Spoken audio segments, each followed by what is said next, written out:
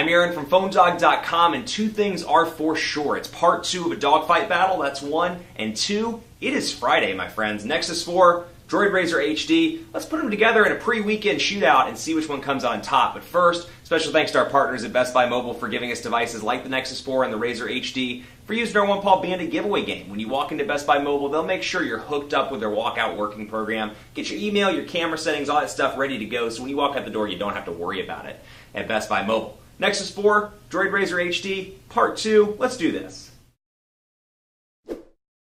Part 2 kicks off, and we're still kind of talking about some of the customizations that make these devices a little bit different. One thing I like about the Motorola DROID RAZR HD are the quick settings. This is something Motorola implemented not too long ago in their more recent version of Motorola's applications platform, which we're seeing with the acquisition of Google is obviously going down and down and down, becoming more and more of a stock Android version as time goes on. But you can see quick settings, obviously very much a Motorola thing here. I do like it because you get quick access, much like you do on Android 4.2, by using your two fingers and bringing down quick access to settings, brightness, Wi-Fi off, T-Mobile, network ID stuff, that is, battery, airplane mode. You get that over here to an extent as well. Phone ringtone turned off, Wi-Fi turned off, Bluetooth off, but GPS and mobile data's on. I can easily turn airplane mode on and off, and I can go to all my settings from there. So if you're looking for kind of a similar experience on the DROID RAZR HD as you are over on the Nexus 4, that could be your answer. Let's also take a look while we're in that customization kick about the people, because you can really see a ton of similarities here between people over here and then people on stock Android. Pictures are a little bit different, but again, stock version over here, and you'll find that overall the buttons are very similar. They're becoming more and more of a merged platform. So we'll look at Bill Stevenson, for example, and you can see, save for a couple of different minor gradient differences in the blue colors, very similar. Menu buttons up in the top right, favorite buttons. We like Bill. He looks really familiar. We're going to go ahead and favorite him on both. So, obviously, never mind, that's a bad joke. It's Friday. It's Bad Joke Friday. Cut me some slack here. But you can see, again, phone, shortcuts to call or message, where shortcuts over here to message. And that's all you get over here. We'll take a look at the phone applications as well, so you can see what those look like, and you got those right here. So again, this is a stock Android look and feel, a little bit more of a Motorola customization here. And instead of text up here, you do have these quick recents, favorites.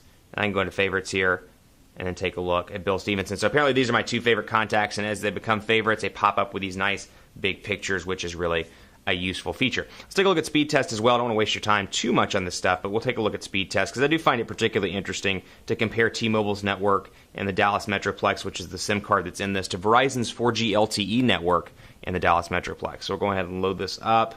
Let's see, this one is on Fort Worth. Let's see if we can at least get this one onto Dallas. But yeah, there we go, perfect. And we'll go ahead and load this one up too. Let's see. Actually, I think that was the one. One of these was having issues. We're going to go ahead and use blah hosting, if I remember right. One of these was down the other day when I was doing a dogfight. So we're going to change that. We want to get this up in megabits per second. And let's take a look at the speed test here. Now, Verizon quotes 5 to 12 megabits per second on the download, 2 to 5 megabits per second on the upload. That's their guaranteed minimum speeds. T-Mobile doesn't really give that for HSPA+, but you can see it's performing incredibly well here. HSPA+ coming out actually this time around on top of Verizon's 4G LTE in my office in North Dallas. 13.83 megabits per second on the download, 8.25 megabits per second on the download over on the RAZR HD, so keep that in mind. So particularly interesting, I just find these things kind of unique. HSPA+, people are like, I love LTE, it's incredibly fast. In a lot of cases, LTE is incredibly fast. But that said, HSPA+, still got some fight left in it, at least on T-Mobile with their theoretical peak of 42 megabits per second. Also want to take your attention to Quadrant Standard here so we can see how these are running. Quadrant Standard loading up on both. Let's do a quick processor comparison here. You got a 1.5 gigahertz quad-core Snapdragon S4 Pro over here, 1.5 gigahertz dual-core Snapdragon S4 CPU over here. So quad-core versus dual-core, obviously.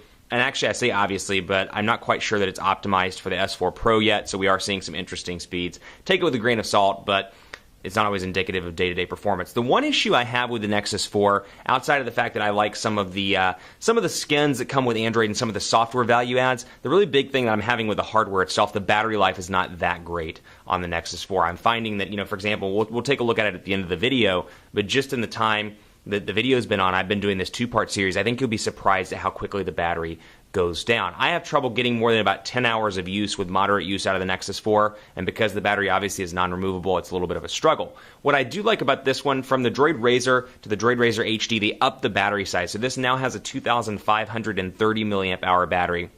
The RAZR Max HD has a 3,300 still, but keep that in mind.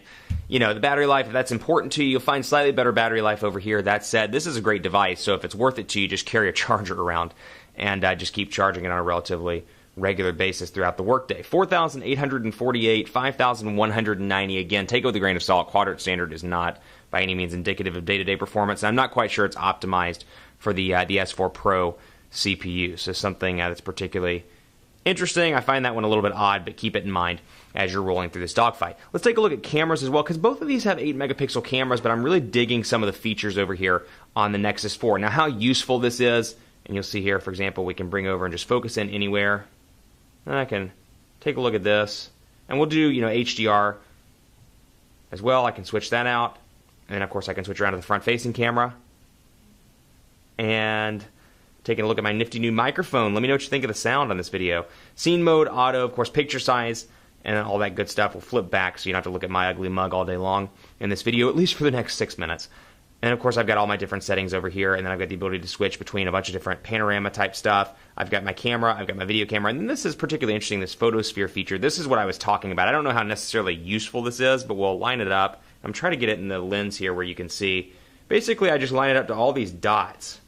Let me see if I can get this one lined up. Surprisingly hard to do on camera, but you can see I can just move around the room and kind of create this photo grid, if you will, kind of a photo circle, and continue to do that as we move on. Now, I don't know how useful these are, but you can post them to Google+, and it's a unique feature, if you will. Over here, Motorola's camera features, that's kind of the one thing where I wish Motorola would innovate a little bit. The camera's really not that different from the Droid 3 or some of these older devices to me. Very kind of ho-hum camera, not the specialty of this device. The specialty of this device is 4G LTE, a decent battery, and then a near stock experience. So if you're looking for kind of that Nexus 4 experience on Verizon, this is probably going to be your best bet. So 8-megapixel images if I want to. By default, widescreen is 6 megapixels. So I'll jump in here and do an 8-megapixel camera just to keep it, or an image just to keep it as close as possible. Let's get this zoomed in, or focused in rather.